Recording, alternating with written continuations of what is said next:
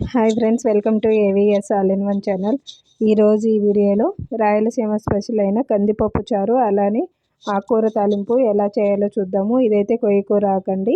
ఇక్కడ కావాల్సిన ఐటమ్స్ ఒక కుక్కర్ తీసుకొని అందులోకి ఒక గ్లాసు కందిపప్పు అయితే పోసుకోవాలి. ఇక్కడైతే నేను ఒక గ్లాస్ అనేది ఇది 4 మెంబర్స్కి అండి, మాకు కరెక్ట్గా సరిపోతుంది.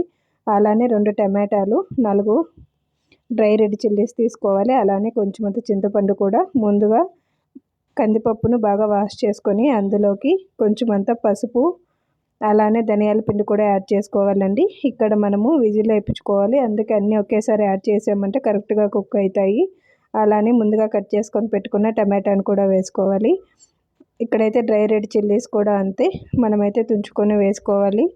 వేసుకున్న తర్వాత ఇదైతే కుక్కర్ విజిల్ పెట్టుకోవాలండి. ఇక్కడైతే నేను కొయ్యకూర ఆకాయస్ అయితే తీసుకున్నాను. ఇదైతే మేము ఊరి నుంచి తెచ్చుకునిందండి, పల్లెటూరు నుంచి. సో మేము పండించిందే కాబట్టి ఎక్కువ అయితే మేమైతే కెమికల్స్ వేయలేదు. అందుకనేసి ఒక 2 or 3 టైమ్స్ అయితే నేను వాష్ చేసుకున్నాను బాగా. ఎప్పుడు కూడా ఆకుకూర తెస్తే మనం బాగా వాష్ చేసుకోవాలండి. సో ఇక్కడైతే కుక్కర్ అనేది విజిల్ అయితే వస్తుంది. ఇది ఒక 3 to 4 విజిల్స్ వచ్చిందనుకోండి, పప్పు అనేది కరెక్ట్గా ఉడుకుతుందండి. ఓల్డ్ కుక్కర్ అయితే ఒక 4 to 5 విజిల్స్ రానివ్వండి. సో ఇక్కడైతే కరెక్ట్గా పప్పు అయితే ఉడికిపోయింది. ఇందులో ఉన్న వాటర్ని మనమైతే సపరేట్ చేసుకోవాలి. ఎప్పుడు కూడా పప్పు చేసినప్పుడు వాటర్ అనేది సపరేట్ చేసుకున్నామంటే మనకైతే రుబ్బుకునేకి చాలా బాగుంటుందండి, అలానే టేస్టీగా కూడా ఉంటుంది. సో ఇప్పుడైతే నేను వాటర్ అంతా సపరేట్గా చేసేసి పప్పు అలానే టమాటా వేసుకొని పెట్టుకున్నాం కదా, అంతటిని బాగా స్మూత్గా రుబ్బుకొని పెట్టుకోవాలండి.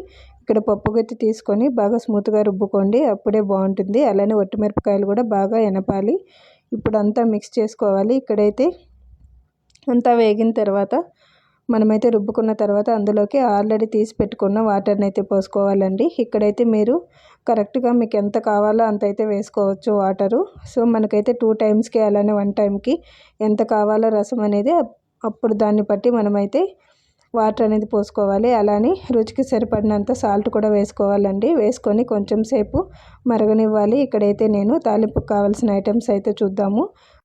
రెడ్ చిల్లీస్, అలానే కరివేపాకు, వెల్లుల్లి, కొంచెం అంత కొత్తిమీర కూడా తీసుకున్నానండి. తీసుకున్న తర్వాత ఇక్కడ ఆల్రెడీ మనకైతే రసం అయితే మరుగుతుంది. ఈ పప్పు అంతా కరెక్ట్గా ఉడికింది కాబట్టి మనకైతే కరెక్ట్ కన్సిస్టెన్సీలో అనేది సరిపోయిందండి. పప్పు ఉడకపోతే మనకైతే క్వాంటిటీ అనేది సరిపోదు, అందుకని పప్పు ఎప్పుడు కరెక్ట్గా ఉడకాలి. సో ఇక్కడైతే నేను తిరగవాత పెట్టడానికైతే ఒక్కొక్క ప్యాన్ తీసుకున్నానండి. సో ఇప్పుడు పప్పు ఉడికినప్పుడు కరెక్ట్గా కలబెట్టండి, కింద మాడకుండా.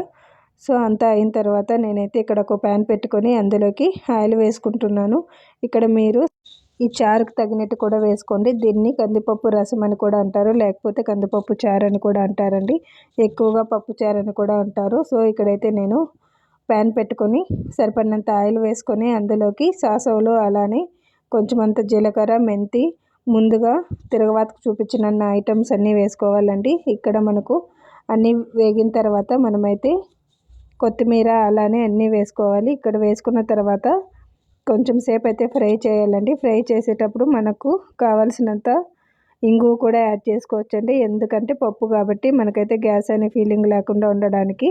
సో ఇక్కడ తిరగవాతంతా బాగా వేయించుకోవాలి. వేయించుకునేటప్పుడు మనము కరెక్ట్గా అనేది వేయించుకోవాలండి. ఎక్కువ మాడకూడదు. ఒట్టిమిరపకాయలు ఎక్కువ మాడినాయంటే మనకైతే చారు అనేది టేస్ట్ పోతుంది, అలానే తినడానికి కూడా బాగుండదు. సో లైట్గా ఫ్రై అయిన తర్వాత మనకు ఆల్రెడీ మరుగుతున్న చారుని ఇందులో కలుపుకోవాలి. అప్పుడైతేనే మనకు తిరగవాత అలానే పప్పు చారు అనేది కరెక్ట్గా ఉంటుంది, మనకు ఫ్లేవర్ అనేది బాగా ఉంటుంది రసంకి.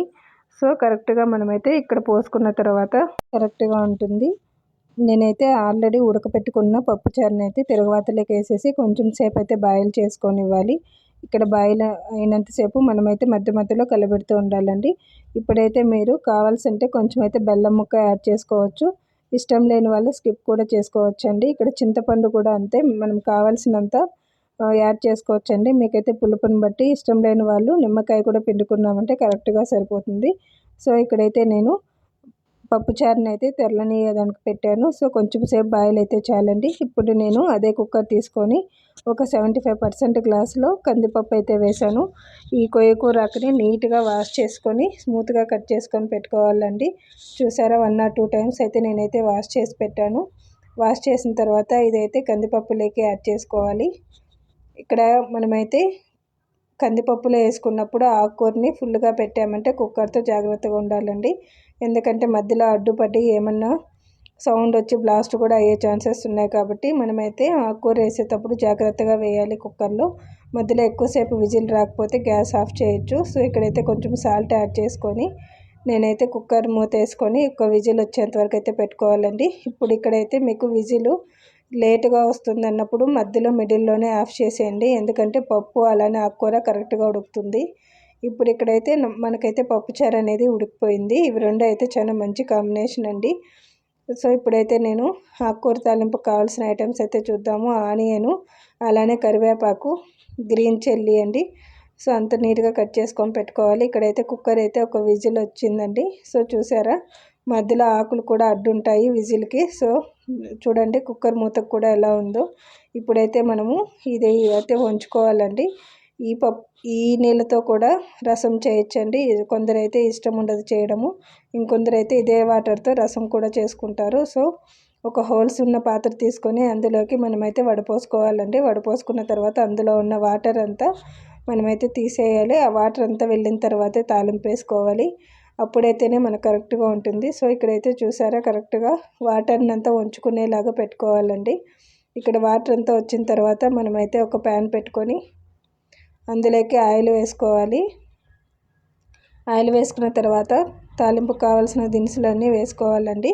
వేసుకొని కొంచెం అంత ఆనియన్ కూడా యాడ్ చేసుకోవాలి. ఇక్కడ ఆనియన్ అనేది ఎక్కువగా వేసుకున్నామంటే తాలింపులోకి బాగుంటుంది. మీకు ఏ షేప్లో కావాలో ఆ షేప్లో అయితే కట్ చేసుకోవచ్చండి. సో ఇక్కడైతే నేను ఆనియన్ అంతా వేసిన తర్వాత కరివేపాకు కూడా యాడ్ చేసుకుంటున్నాను. అలానే గ్రీన్ చిల్లీస్ కూడా, ఇవంతా ఒక్కసారి అయితే ఫ్రై చేయాలి. ఇప్పుడైతే ఇక్కడ సరిపడినంత సాల్ట్ కూడా యాడ్ చేసుకోండి. ఆల్రెడీ మనమైతే ఆకుకూరలో సాల్ట్ వేసాము కాబట్టి ఇప్పుడు కరెక్ట్గా వేసుకోవాలండి ఇక్కడ. సో ముందుగా వడపోసి పెట్టుకున్న ఆకుకూరని అయితే ఇందులో కలుపుకోవాలి.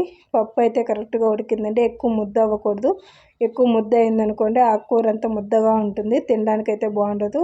ఎప్పుడు కూడా ఆకుకూర ఫ్రై అనేది పొడి పొడిగా ఉంటేనే మనకైతే తినడానికి చాలా టేస్ట్గా ఉంటుంది.